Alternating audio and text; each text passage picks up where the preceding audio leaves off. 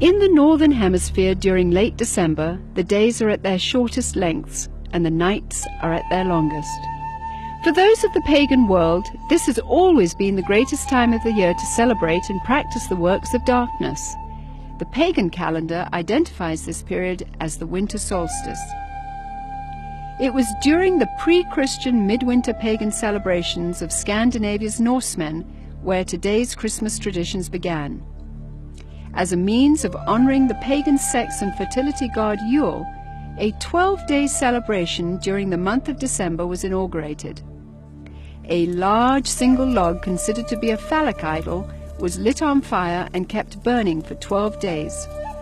Animal or human sacrifices were offered in the fire on each of those days.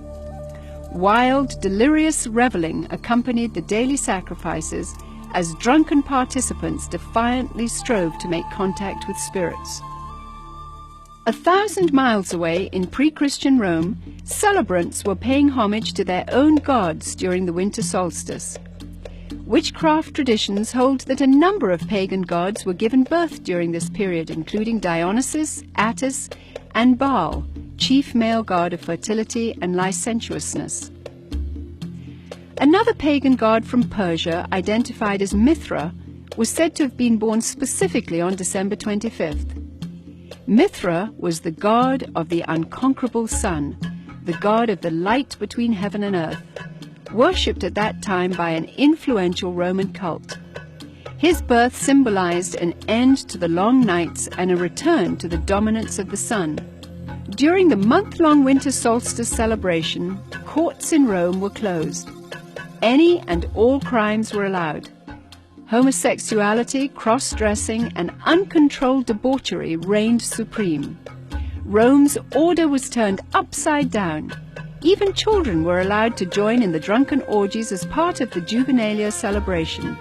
By 270 AD, the Roman Emperor Aurelian had made it official, setting aside a 7-day period from December the 17th through the 24th, culminating in an exchange of gifts on December the 25th to celebrate the birth of the sun god.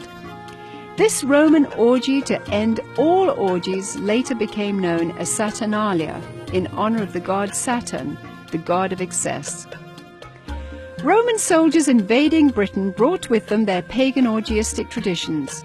Upon taking root in England, Saturnalia became known as the Festival of Fools reigned over by the Lord of Misrule.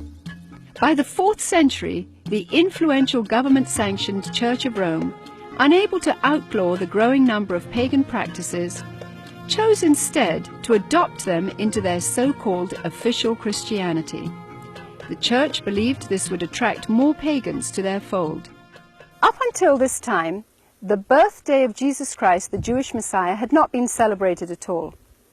Ignoring scriptures, however, indicating that the birth probably did not occur during the winter, the Church nevertheless confused biblical history and made Jesus' birthday coincide with the pagan god Mithra. The birth date of the sun god had now become the birth date of the Son of God. By the mid-19th century, American churches were the last remaining holdout in the war against the validation of Christmas. However, they too finally succumbed as a result of the efforts of the American Sunday School Society, who began advocating Christmas programs for children as a method of filling the pews. The society argued that children could be taught about the birth of Christ through the reenactment of the Nativity. They also offered candy and treats to the children as a means of enticing families into accepting the holiday, despite its notorious history and blatantly pagan roots. However, it was the work of England's most popular writer, Charles Dickens, whose ghostly 1843 book, A Christmas Carol, cemented the Christmas holiday in the hearts of Americans forever. Dickens' well-loved story made the pagan Christmas feasts, shining trees, glittering shops, and family warmth irresistible to those wanting to experience the holiday. Coming to America in 1867 to promote his work, Charles Dickens packed theaters as he read his story to cheering audiences around the country.